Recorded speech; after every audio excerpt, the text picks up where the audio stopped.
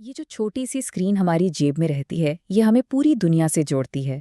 लेकिन सोचिए क्या हो अगर यही राब्ता एक जाल बन जाए। तो आज हम इसी मौजू पर बात करेंगे। हम सोशल मीडिया की लत को समझने की कोशिश करेंगे।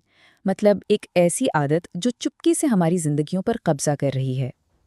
तो सबसे पहला और बुनियादी सवाल यही उठता है, क्या सोशल मीडिया वाकई हमें जोड़ रहा है, या कहीं ऐसा तो नहीं कि ये हमें एक दूसरे से और असल दुनिया से और भी ज्यादा अकेला कर रहा है। यही वो गुत्थी है जिसे हम आज सुलझाने की कोशिश करेंगे। अच्छा, तो ये सोशल मीडिया की लत आखिर है क्या चीज़? बिल्कुल सादे लफ्ज़ों में समझे तो ये उन प्लेटफॉर्म्स का जुनून की हद तक इस्तेमाल है। मतलब जब स्क्रॉल करने की ख्वाहिश एक मजबूरी बन जाती है। और इसका नतीजा ये होता है कि असल दुनिया की जिम्मेदारियां, चाहे वो काम हो, पढ़ाई हो या फिर रिश्ते नाते, वो सब पीछे रह जाती हैं। अब इस लत के पीछे ना एक बड़ी मजबूत साइंसी वजह है और उसका नाम है डोपामीन। होता यह है कि जब भी कोई पोस्ट करता है और उस पर लाइक या कमेंट मिलता है तो हमारे दिमाग में एक केमिकल रिलीज होता है, डोपामीन। इससे खुशी का एहसास होता है, एक रिवॉर्ड जैसा फील होता है। और बस यही एहसास हमें और ज़्यादा की तरफ खींचता है और फिर शुरू हो जाता है बार बार ऐप खोलने का वो ना ख़त्म होने वाला सिलसिला। लेकिन ये जो ना ख़त्म होने वाला सिलसिला है, उसकी एक कीमत भी है जो हमें फ़ौरन नज़र नहीं आती। ये एक ऐसी चीज़ है जो हमारी ज़िंदगी के हर हिस्से पर असर डालती है, बिल्कुल एक लहर की तरह, और उसके असरात अक्सर पोशीदा रहते हैं। सबसे पहला और शायद सबसे गहरा असर वो पड़ता है ज़हनी सेहत पर।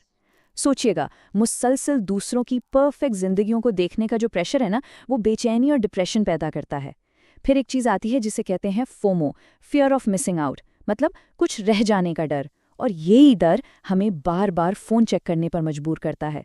और सितम ज़रीफ़ी देखें कि जितना ऑनलाइन कनेक्शन बढ़ता है, उतना ही असल दुनिया में अकेलापन महसूस होता है। इस तन्हाई की एक वजह यह भी है कि ऑनलाइन और ऑफलाइन ज़िंदगी में ज़मीन आसमान का फ़र्क है। स्क्रीन पर हम क्या देखते हैं? दूसरों की बेहतरीन चमकती दमकती जिंदगियां, और फिर हम अनजाने में ही उसका मुकाबला अपनी रोज़मर्रा की हकीकत से करने लगते हैं। इससे क्या होता है? अपने अंदर एक कमी का, एक नाअहली का एहसास पैदा होता है। और ये मामला सिर्फ ज़हनी सेहत तक ही नहीं रुकता, जिस्मानी सेहत भी इसकी जद में आती है। देर रात तक स्क्रॉलिंग से जो स्क्रीन की नीली रोशनी आंखों पर पड़ती है, वो नींद खराब करती है। घंटों तक एक ही जगह बैठे रहने से जिस्मानी सरगर्मी कम हो जाती है, और गर्दन झुकाकर फ़ोन देखने की आदत से तो एक नया मसला ही शुरू हो गया है, जिसे टेक नेक कहते हैं। अच्छा, अब आते हैं हमारे असल रिश्तों पर। जब सारा वक्त वर्चुअल दुनिया में गुजरेगा, तो जाहिर है खानदान और दोस्तों के लिए वक्त कम पड़ जाएगा। ऑनलाइन दुनिया में मुकाबला और हसद पैदा होता है, और वो फिर असल रिश्तों में झगड़ों की वजह बनता है। तो जिन प्लेटफॉर्म्स को राब्ते के लिए बनाया गया था, वो ही रिश्तों में दूरियां लाने लगते हैं। फिर बात आती है कामकाज की। उसकी कीमत वहाँ भी चुकानी पड़ती है। काम के दौरान वो जो मुसलसल नोटिफिकेशंस आती रहती हैं, वो तवज्जो भटका देती हैं। और रिसर्च भी साफ साफ बताती है कि सोशल मीडिया पर ज़्यादा वक्त गुजारने से तालीमी कारकर्दगी पर भी बुरा असर पड़ता है।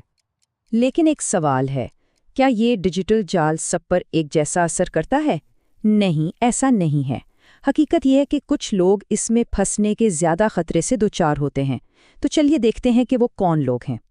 खास तौर पर दो ग्रुप्स हैं जो इसके निशाने पर आते हैं। पहले तो हैं नौजवान, जिनके दिमाग अभी डेवलप हो रहे होते हैं और वो सोशल अप्रूवल के लिए ज़्यादा हसास होते हैं। और दूसरे वो लोग जो पहले से ही ज़हनी परेशानियों का शिकार हैं, जैसे बेचैनी या डिप्रेशन। वो सोशल मीडिया को अपनी हकीकत से भागने का एक जरिया बना लेते हैं, जो कि आगे चलकर और नुकसानदेह साबित होता है। अब इतनी सारी बातें सुनकर शायद तस्वीर थोड़ी मायूस कुन लगे, लेकिन रुकिए, अच्छी खबर ये है कि इस चक्कर को तोड़ा जा सकता है। ये एक ऐसा जाल है जिससे निकला जा सकता है और कंट्रोल वापस हासिल किया जा सकता है। तो चलिए अब मसले से निकलकर हल की तरफ चलते हैं।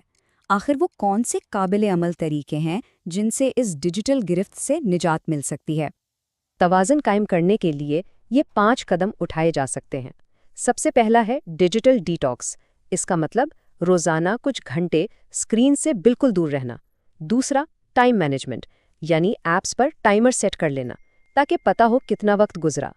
तीसरी चीज़, सोशल मीडिया को मकसद के साथ इस्तेमाल करना, बेवजह स्क्रोलिंग से बचना। چوتھا اور بہت ضروری، اسکرین کے علاوہ صحت مند مشغولے اپنانا، جیسے کوئی ہابی، کوئی کھیل یا دوستوں سے ملنا۔ اور ہاں، پانچواں قدم نوجوانوں کے لیے ہے والدین کی رہنمائی، جو اس سفر میں بہت مددگار ثابت ہو سکتی ہے۔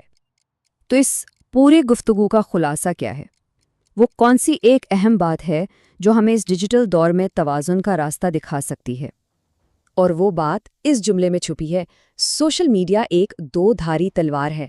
اس کا مطلب صاف ہے، یہ ٹیکنالوجی خود اچھی یا بری نہیں ہے، اصل چیز یہ ہے کہ ہم اسے استعمال کیسے کرتے ہیں۔ یہی اس تلوار کے دو رخ ہیں۔ اگر عقل مندی سے استعمال کریں تو یہ علم کے، مواقع کے اور نئے رشتوں کے دروازے کھولتا ہے، لیکن دوسری طرف اگر لاپرواہی سے استعمال کیا جائے تو یہی ٹول ہمارا وقت، ہمارے رشتے اور ہماری صحت سب کچھ چھین سکتا ہے۔